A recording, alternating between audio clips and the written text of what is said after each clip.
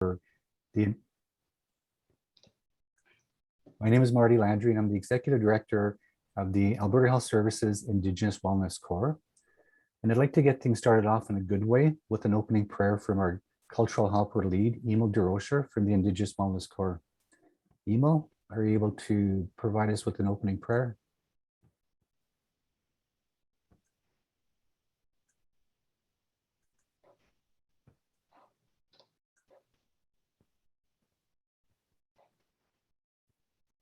Thank you very much. Now I'd like to welcome Tyler Moran, an Indigenous Wellness Coordinator from the Edmonton Zone, to ground us with a territorial acknowledgement.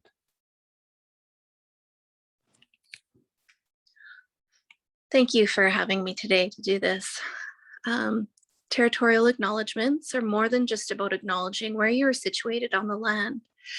They are a recognition of the spiritual and historical responsibility that Indigenous peoples felt and continue to feel towards the land. Many Indigenous people will often not only refer to our general connection, but that all of our lives are in the land.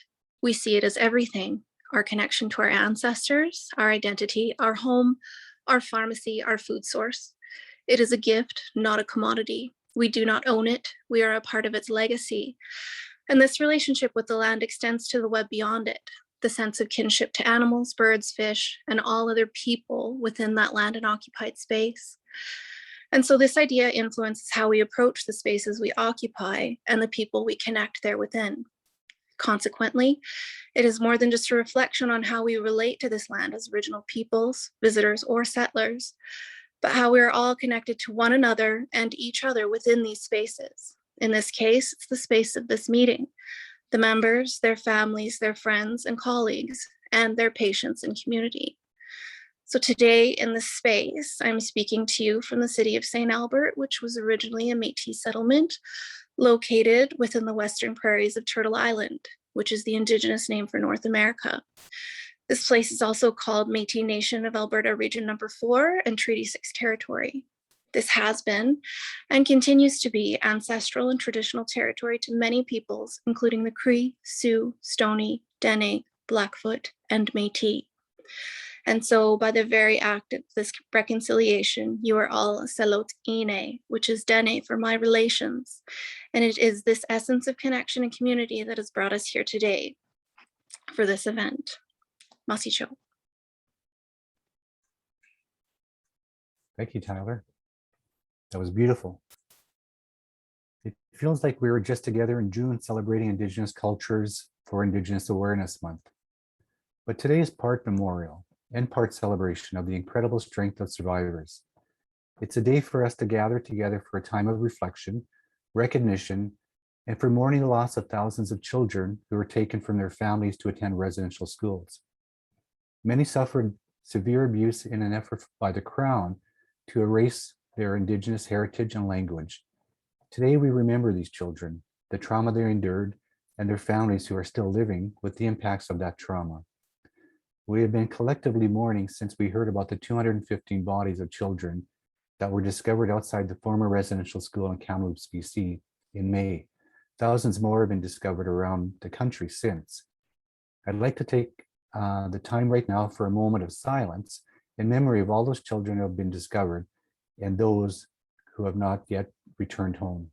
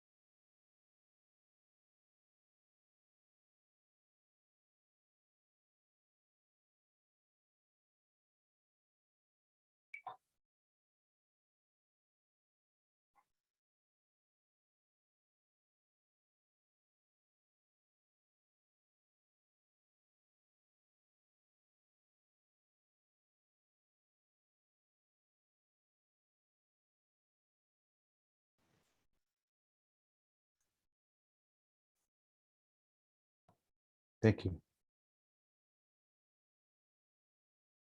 For several years, Alberta Health Service has been recognizing that every child matters by wearing orange and acknowledging the impacts of residential schools. This year, the federal government has declared September 30th as the National Day for Truth and Reconciliation. As healthcare providers, we have an obligation to listen, learn, and understand the impacts of this trauma caused by residential schools, how that translates into healthcare needs, and how we can create a system that supports culturally safe and accessible care, free of racism and judgment. And that is what we're going to talk about in the sessions planned for the day. We kick off the day with a presentation from Jamie Harmon, who is going to talk about the importance of land acknowledgements, how they support reconciliation, and how to do one correctly. At lunchtime, we'll hear from Casey Eagle speaker, the co-chair of the Wisdom Council, who is a respected elder and a residential school survivor himself. Dr. Tailfeathers, Senior Medical Director for the Indigenous Wellness Core, will then join us to talk about allyship and what that means for us as individuals and as part of the healthcare system, and how to move from allies to accomplices. Randall Bell, a Senior Advisor with the Indigenous Wellness Core, will be speaking today about decolonizing healthcare. And to close the day, we're honored to have Elimea Tailfeathers join us with her mom, Dr. Tailfeathers, to talk about the film they created called Kamapatsini, The Meaning of Empathy, which examines their community's compassionate response to the opioid crisis. I'm sure I mispronounced it, but we'll hear the correct pronunciation today. If you weren't able to see the film, we encourage you to join us anyway. The trailer is available on the Together for Health website. There's no need to register for today's events. Just come back to the Zoom link throughout the day to join in on the conversations. We know today is going to be an emotional day for many of us. There are some difficult conversations that need to happen to truly understand and recognize the wrongs that have taken place. So please, if you feel you need support and need to talk to someone, AHS has several resources available to you. Staff can reach out through the Employee and Family Assistance Program. There are also resources available on the Health in Tough Times webpage on ahs.ca. And of course, we encourage everyone to share their feedback, stories, and learnings through the webpage on Together for Health. Now I'd like to introduce you to Dr. Catherine Todd, Vice President of Provincial Clinical Excellence, where the Indigenous Wellness Core sits. Dr. Todd is an experienced leader and researcher whose passion is using research and innovation to improve quality of care and outcomes for all Albertans.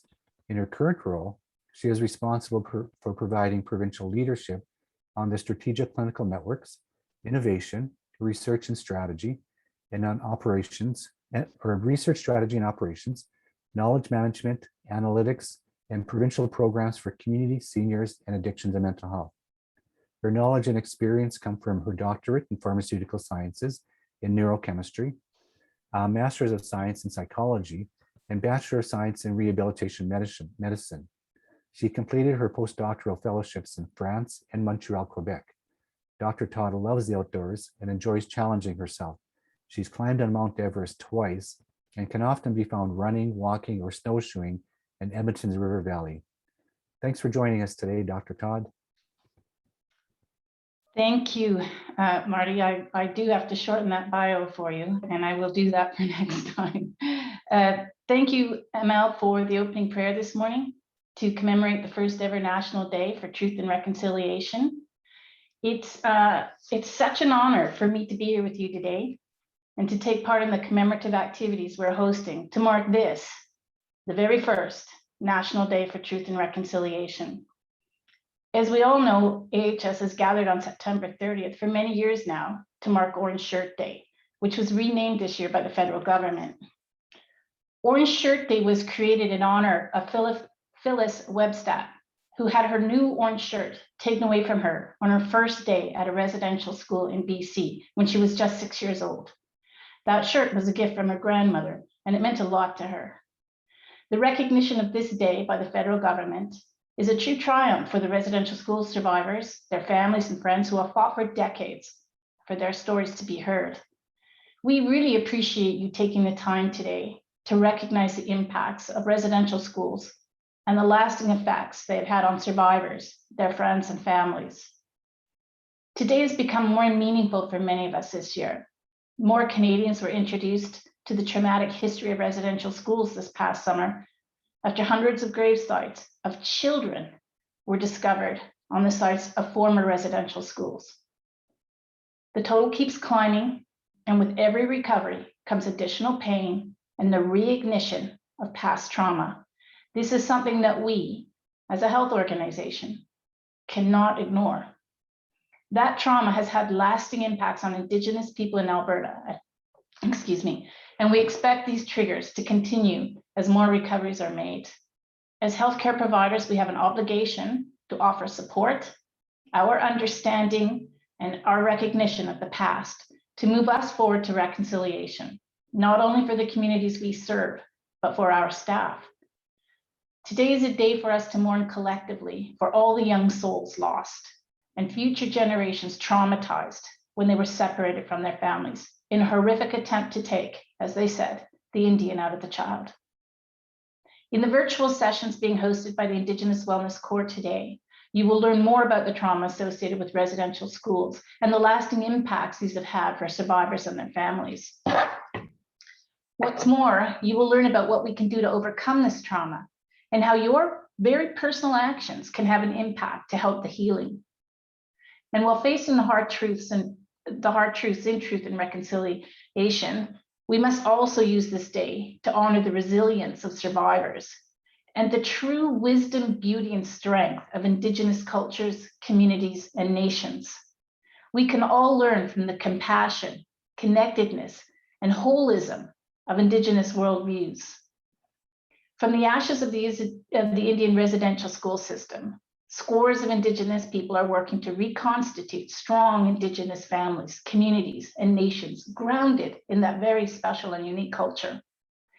I'm looking forward to attending Dr. Tailfeather's presentation on allyship and Randall Bell's presentation on decolonizing healthcare, which talks about intergenerational trauma and what we can do as an organization to overcome it. Teams are also encouraged to host their own virtual sessions today and start conversations about steps that can be taken towards reconciliation. A toolkit has been developed to assist leaders in facilitating these conversations and is available along the Together for Health website. As the province once again navigates its way through another wave of this pandemic, I'm reminded of all the work we have done to get us this far. The leadership and initiative taken by the Indigenous Wellness Core and their work with Indigenous communities in Alberta has certainly not gone unnoticed, but we still have a lot of work to do as the pandemic wears on and as we face additional challenges, such as the opioid crisis, mental health related illnesses in Indigenous communities. These are big challenges. I look forward to continuing to work together to combat racism and bias and to build accountability and reconciliation of actions at AHS. Sometimes I say reconciliation instead of reconciliation, but I think they're almost interchangeable. I'm encouraged by the work that is taking place to move us forward in the right direction. Please take part in as many sessions as you can today. Listen and learn and approach each one with an open mind and a willingness to make change. Don't forget, we still have so much to learn.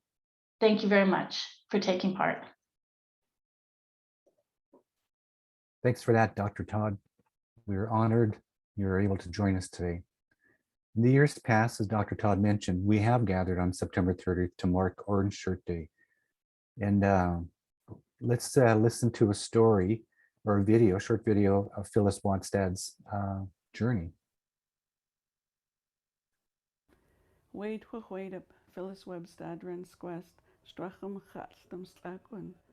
I'm speaking to you today from Shawetmch, the land of the Shuswap people in Williams Lake, BC. I'm third generation Indian residential school survivor. My grandmother attended for 10 years from 1925 to 1935. All of Granny's 10 children, including my mother, attended for 10 years from 1954 to 1964. I attended residential school in 1973-74. We all attended the St. Joseph Mission Indian Residential School, simply called the Mission, located just minutes from Williams Lake. My son also attended the last operating residential school in Canada when it closed in Saskatchewan in 1996.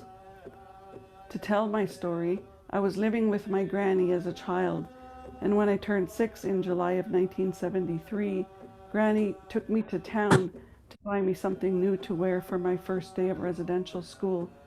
I chose a shiny new shirt. It was bright and exciting, just how I felt to be going to school for the first time. When I arrived at the mission, my shiny new shirt was taken away. No matter how much I cried and wanted it back, no one would listen. I never wore my shirt again. Thoughts of home and Granny's garden, fishing for salmon on the Fraser River, are all memories that helped me through that year at residential school. Although the mission remained open until 1981, I never returned. I was able to attend a one-room schoolhouse just minutes from Granny's house in Dog Creek. The memories of that orange shirt being taken away and the lack of caring by those who controlled us kept me from wearing orange for a long time in my life, as the sight of orange would trigger memories of my experiences and the effects of my life from attendance at that school. I told my orange shirt story for the first time in April 2013, when preparation for when the Truth and Reconciliation Commission came to Williams Lake. Those involved with the event decided to honor the orange shirt as a symbol of the effects of residential schools and the need for Every Child Matters. Originally, Orange Shirt Day was focused on the Cariboo-Chilcotin region, but thanks to social media, it continues to grow and have a life of its own, and has grown into what it is today. My orange shirt story is not unique. There were 150,000 children that attended the residential schools across Canada, and they, or their families, all have a story to tell of that experience. And now, with the recent news of the confirmation of the 215 children announced at the Kamloops de Shawetmach on May 27, 2021, another experience from those schools is brought forward. I, like many Canadians, have felt the emotional impact of those findings. But for the survivors, we have always known about the children who died in those schools. This is why I say confirmation instead of discovery. Even so, when I first heard, I felt like I had lost a family member, and that's how much grief I felt. There are many more residential school sites to be searched, and the number of missing children and unmarked burials will continue to rise. I'm still grappling for a way to make sense of it all and wondering how we are going to get through this. My thoughts and prayers go out to the families, to everyone across Canada experiencing this unimaginable emotional pain. The missing children have awakened all of us to the reality of the history of this country. This year marks the first year of a National Day for Truth and Reconciliation and National Federal Statutory Holiday on September 30th. A day for thoughts and discussions on remembering, recovering, and reconciling. Orange Shirt Day is a day to have conversation about all aspects of residential school. It is a day to honor residential school survivors and their families, and to remember those that didn't make it. And a day to highlight progress in the reconciliation of Indigenous people and Canadian society. These actions are necessary to bring about healing for the future relationship in Canada. We chose September 30th because September is the time of year the children were taken away from their homes and their families. We chose the 30th because we wanted teachers and students time to settle in, time for teachers to teach students about the history, and time for us to plan an event. When I heard an elder say that September was Crying Month, I knew that we had selected the right date. The Orange Shirt Society has produced a number of videos available on our website for the purpose of teaching the past history and bringing understanding of the Canadian residential school system and its effects on Indigenous peoples. We encourage all to learn more of this subject. In closing, I want to thank everyone for participating in Orange Shirt Day and wearing an orange shirt. When you wear an orange shirt, it's like a little bit of justice for us survivors in our lifetime, and recognition of a system we can never allow again. I want to end with a prayer I wrote in my Secwepemc language. Kia el chbea, de geld gukbi, gukstach guk pin de siet, gukstach guk de juchinuch, gukstach guk de stietlen, el de saulqua, el de soep, el de kwaselksten, gukstach guk chochwedep, jucheminta re chochwed de galmuch de choset. Gukstjam, thank you for caring about what happened to us, and thank you for participating in Orange Shirt Day, the first national day for truth and reconciliation in Canada. Gukstjam.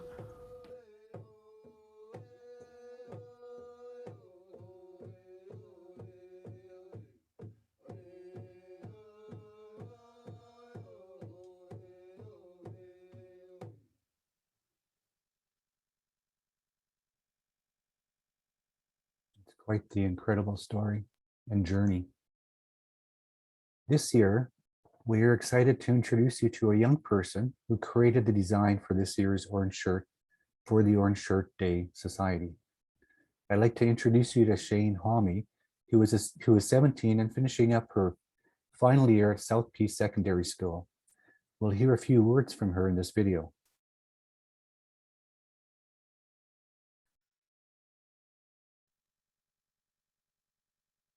First and foremost, I'd like to acknowledge the Treaty 8 land that we are on today and continue to live off of. For those who do not know who I am, I'm this year's winner for the Orange Shirt Design competition. See, this is my design right here. I was very surprised when Phyllis chose my design, and I was very honored as well. The decision for me to enter this competition and my main inspiration is my mushum Frank Daniels. He attended residential school in his youth and later fought for our freedom in the Vietnam War. He is someone I look up to very much and is an inspiration to me daily. It breaks my heart to think that he and thousands of other Indigenous children had to go through all that pain and suffering, which is why I created my design in hopes to spread awareness about this occurrence and to ensure that this doesn't happen again. Thank you for taking the time to listen to this, and thank you for giving me this opportunity to speak on this matter. And lastly, I'd like to thank Phyllis for creating the Orange Shirt Day movement. Without her, none of this would have happened. Hello, everybody. Congratulations to Shane. Very nice design. Next, I'd like to welcome survivor Elder Kerrie Moore to say a few words. Elder Kerrie Moore has a Master's of Social Work and is a registered social worker and is Cree Métis and is originally from Saskatchewan. Kerrie is in private practice and specializes in intergenerational trauma and grief. She is also an adjunct professor with the Faculty of Social Work, University of Calgary. Kerrie provides consulting and training on indigenizing strategies to ministries, education, health, justice, and agencies who work with Indigenous people and communities. Kerrie is an accepted knowledge keeper and elder and sits on several boards, including the Elder Advisory Circle for the University of Calgary and the Calgary Board of Education. Kerrie does training and teaching on trauma and cultural healing for agencies and Indigenous families and individuals. Kerrie is a recipient of the Alumna of the Year Award 2008 from the University of Calgary Women's Resource Center. I'd like to welcome Elder Kerrie.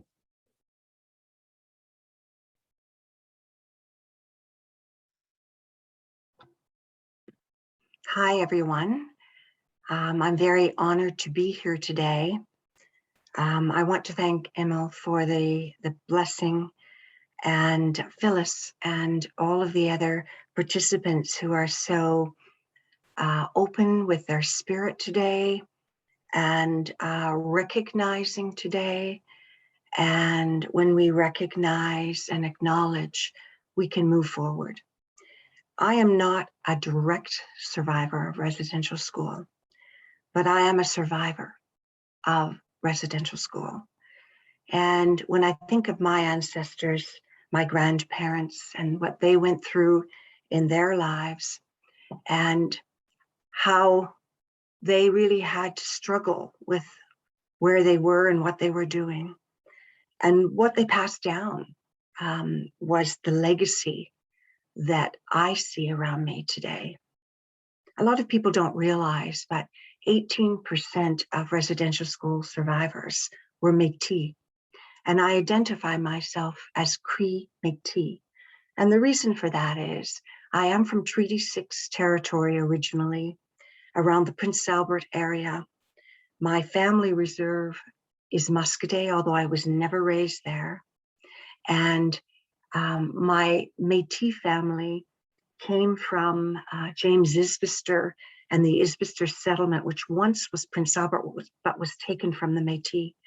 And now I am a member of the Fish Lake Métis in Saskatchewan. I'm also a member of Area 3 Métis Nation here in Alberta. I speak from the perspective of understanding what it is like to be in First Nation and what it is like to be Métis, because that is where I come from. And my grandmother, who was very traditional in her Cree ways, passed down many teachings to me, which I still carry today. I recognize my little grandmother now. I didn't as a child, about the pain and suffering that she experienced and very seldom spoke about. She was a very quiet lady, and she used to feel much more comfortable when she was on Mother Earth. And it was my grandmother who taught me about Mother Earth. And when my grandmother would take me away as a child and as a young girl, we would look at the medicines and the plants, and she would tell me stories about those medicines and plants. But she also told me that she had great shame because she was Indian. And I never quite understood what that was until much later after that time. But she said that she wasn't allowed to pick medicines. She wasn't allowed to pray in her way. And she said that they found ways to pray even within her own family, not in residential school, but even when she left, because a lot of people within her own family turned away from their Indigenous roots. And that is one of the legacies of residential school. The shame and the guilt that we feel also drives us away from who we really are. And my grandmother said that they found ways to do things like smudging. They would find sage growing and they would pick that sage and they would pray to Creator and Mother Earth, and nobody around them would know what they were doing. And because they weren't lighting it, but they were doing what we would call a dry smudge. And they found a way of praying in their way and creating that relationship between Mother Earth, themselves, Creator, and everything around them. We as Indigenous people are incredible, resilient people. We're not just coping with the world around us. We've moved beyond coping to a place of moving forward. And so I still think about those times with my grandmother and my aunties and how we used to go blueberry picking, and the laughter and the joy and the tears when they would speak their language and I didn't understand them. Because one of the legacies of residential school is not passing on our language either. It is a tremendous loss to us. So I tell people that we have lost many things. Gaining the ability to acknowledge those that we have lost is just one loss that we are facing now. And maybe it is good to face one at a time. it has been a process. You know, I woke up this morning and it was a very still morning for all of you here in Calgary that would see that. And I could see the Chinook Arch coming over the mountains. And behind me in the east, the sun was rising. And it was so still, so quiet. But I could feel the energy coming together of those that we had lost, that had gone to the west. And the sky was opening as they were coming towards us to greet the sun, because today is a new beginning. And it brought tears to my eyes. And all around me, even the leaves were still. But they had a mystical look to them. The colors were so beautiful. But at one moment in time, those leaves all looked orange. And so Orange Shirt Day is very fitting. And I think that was the ancestors' way of saying, this is a good way to honor what we have lost, but let us move forward now. For a long time, we have experienced disenfranchised grief, because disenfranchised grief is very much a part of trauma. We cannot separate the two. Disenfranchised grief is grief that is really about no one acknowledging us, no one believing us. And there was something within us too. And for a long time, I carried this shame and this guilt and even anger. And I didn't know why. It was the feelings I felt about my grandmother and my aunties and my uncles and my ancestors and all of my cousins around me, and how there was something missing. And I've realized over time that it really meant that in order for us to truly move forward, we have to acknowledge. And just like Phyllis was saying, you have to really confirm what has happened before we can actually heal. So today is that moment where we are seeing Canada coming together to acknowledge, even though it was acknowledged a long time ago by a prime minister, and he acknowledged our losses, but nobody really believed it. And so today, we can acknowledge the fact that when those children were allowed themselves to be shown to us, I truly believe that this wasn't a coincidence. I truly believe that our ancestors, those children that had been waiting for just the right moment, wrapped in Mother Earth's arms, chose to show themselves to us just now, just a few months ago, because now Canada is actually ready to follow what reconciliation really means, which means to acknowledge all of the losses, all of them, so we can heal and let go of the shame and the blame as Indigenous people, but also as human beings, because we are all affected by what was presented to us. We have always known as Indigenous people that our ancestors, our families were buried, but nobody would believe us. And now we stand together, knowing that this actually happened. We are able now to embrace our grief. We are not in disenfranchised grief anymore. We are actually in deep grief. So perhaps now we don't have to keep pushing down our shame and our blame and our anger. Perhaps now we can face it and allow it to come to the surface. Allow us to process it. Allow us to move forward, because we couldn't do that before. So in Alberta Health Services, you recognize that trauma is a major factor of so many behaviors, so many losses, so many challenges.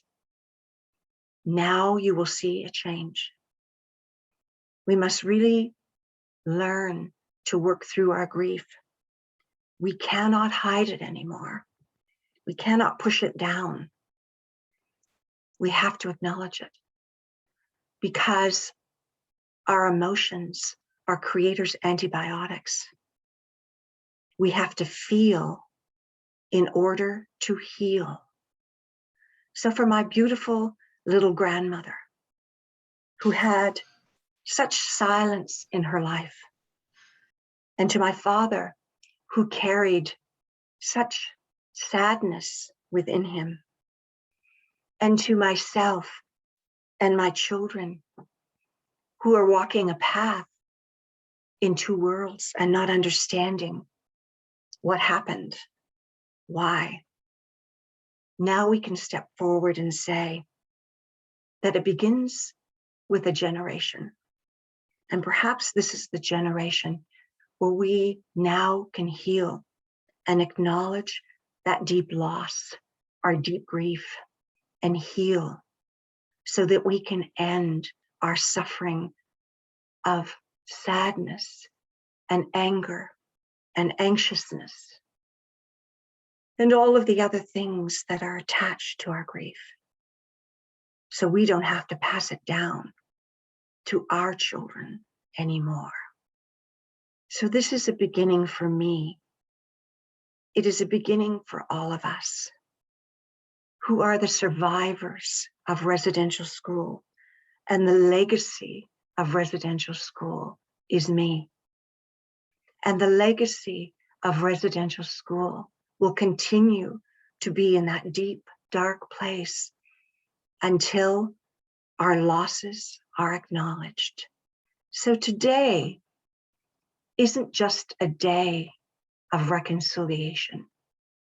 It is a day to honor and acknowledge our losses, so we can heal, so we can end this, so we can begin to work on all of the other losses, including our language, including understanding Mother Earth.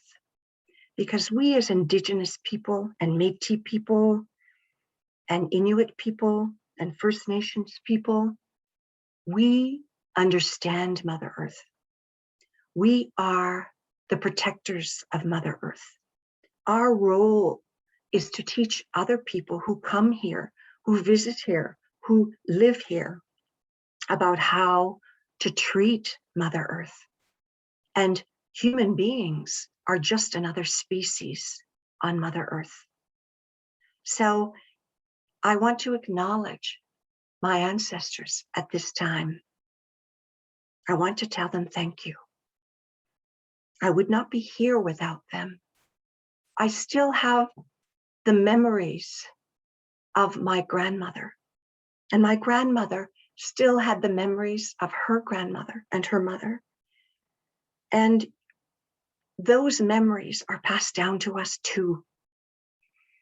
And so I am truly grateful that the elders all around us have those memories and those teachings still within us, because it is through our culture, through our songs, through our language, through our prayers, through our community, that we can heal. And all people in Canada need to know that they probably carry a lot of pain too, from where they come from. So when we heal, perhaps we can help others heal as well. This is a time of healing for Indigenous people. but it is also a time for us to end anti-oppressive practices. Let's look at what we have to do to be in our spirit. Our spirit is where our memories reside, because in our spirit is where our love and kindness resides. So think about being deep within your belly button, not in your head. Our head plays tricks on us. Our heart plays tricks on us. Even our body plays tricks on us.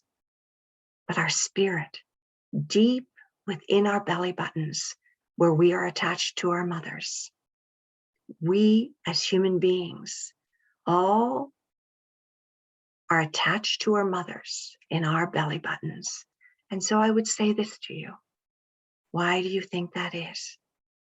And my grandmother used to say, if you want to know how to think, if you want to move forward in your life, you must be in control. And who we really are as human beings, you find deep within our spirit, not within our head. So I ask that everyone take that deep breath wherever you may be, because sometimes it's been a long time since we've been in our spirit. That's who human beings are.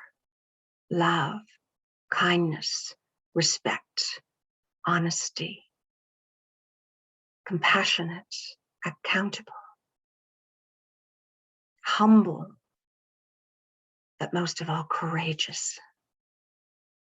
And so I'm honored to be able to walk forward today because my grandmother gave me the courage to do that.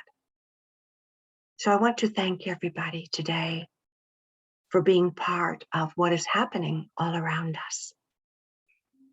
Take that breath and come down into your spirit, because when we are in spirit, there is no difference between any of us.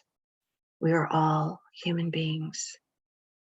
So I thank you very much for allowing me to be here, for allowing me to speak with you. I am truly grateful, and I offer my blessings to all of you. May we take this time today to step into tomorrow in our spirit, not in our head, knowing that what people may have told all of us about not being good enough or smart enough or kind enough is in the past.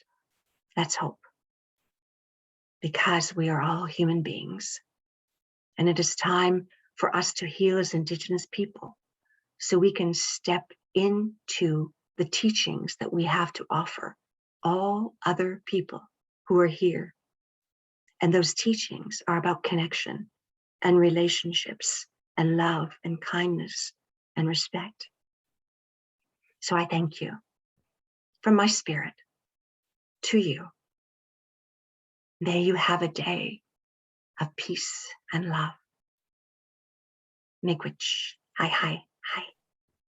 Thank you. Hi. Thank you very much, Elder Kerrie. If I was to summarize what you said, for us as a group, us as a collective, and us as an organization within AHS, a healthcare organization, it would be to send that message of looking for our humanness, our human beings within our bellies, within our spirits, so that we can look ahead without looking with our head, but within our bellies. And I'd like to say over the past few months, for sure, since May, since the first discovery of the unmarked graves, we've all been grieving. We've all been going through a national consciousness, and we've raised our consciousness to the level that we within Alberta Health Services, not just the Indigenous Wellness Core, but within Alberta Health Services, that we were required to look at ourselves in the mirror. What is our role within Alberta Health Services?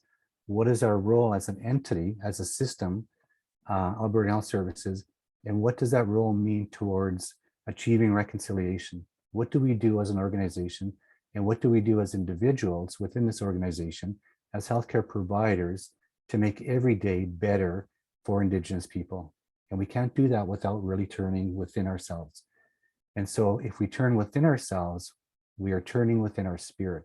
And if we look within our spirit and our bellies, as Elder Kerrie says, instead of our heads, we'll find out how we can move forward together.